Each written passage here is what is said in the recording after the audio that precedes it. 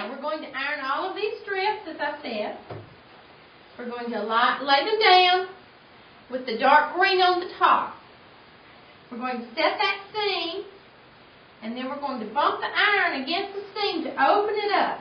We want to make sure all these seams are open.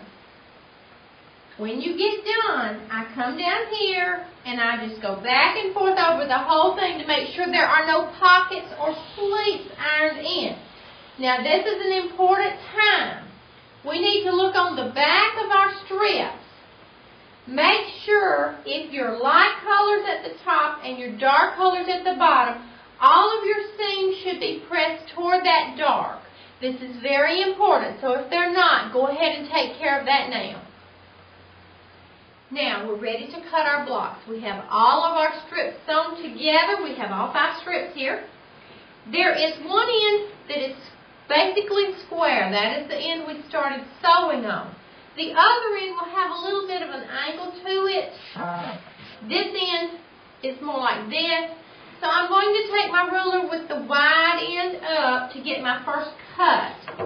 I want to put it as close to this end as I can and still get good cuts without any of the selvages being in the way. So I'm going to make my first cut, throw that in the trash. Now I'm going to turn it this way so my cuts will be going in the proper direction that's easier for me to cut. We're going to take the triangle, and on this one there is a little black line just a 1/4 inch from the top. We're going to put that little black line at the top and even up the side here. And some of my blocks are a tad longer than this triangle, but it's not enough to matter. You can still get a good cut and just include that little bit. So we're going to come up this way. So our first triangle has a dark center and a light outside. Then we flip this triangle upside down. We line up that little line on this end and the left edge and make sure it's even on this edge. Sometimes you have to do a little extra cut to get it evened up again. Now we're going to go this way. This one has the light center and the dark at the bottom.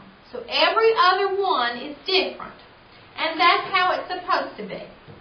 So we slide it over. We're going to continue to make these cuts until we have cut all of these strips into these blocks, and then we will start working with the flannel board. Always remember to refer back to your pattern to make sure we have placement correct. One of the ways you can check on this is the center should have every other color. You should not have the same colors together, so you can quickly check it by that. Now we're going to take this block and lay it right on top. Now keep this. This is your sewing line. You want to put it perpendicular to the sewing machine. Next, we're going to just turn this one up here, and this is our sewing line. So we want to keep it perpendicular to the sewing machine.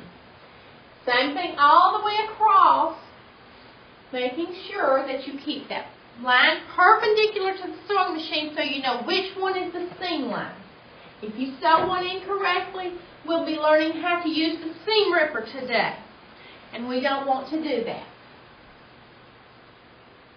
You'll have one extra one, and we'll put that on at the end. We're ready to sew these blocks together. We want to get this point of these two together. Start that under your presser foot, keeping it at the edge of the presser foot. Put your finger on your thread so they will not go down into the machine and make a bird's nest. Once you get it started, go to the other end. Put these 2 points together. Just kind of snug them there. Now, as your seams go through, you have one on either side going in different directions. We want to pull on the top one just a little bit because that's the upper one. Make sure it stays even. And as this goes under, I take my seam ripper and just put a little pressure there.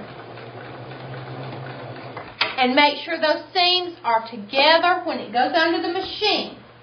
As soon as you get that one done, you get the second one in line. And you can feel if they're settled in there or not.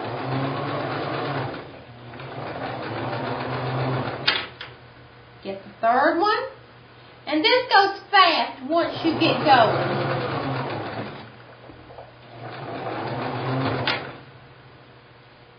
The fourth one.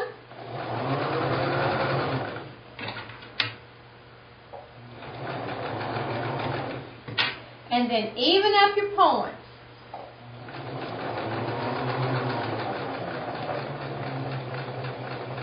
Then we'll go to the second one. Now the second one is two solid ones together. So they're not going to be any trouble at all. We're going to start sewing. Keep the edges together. Once you get going good, come down here to this end. Get these points together. Just make sure they stay even as they go under the edge of the crochet hook. It is very important for your seams to be correct at the 1/4 inch, so watch that carefully.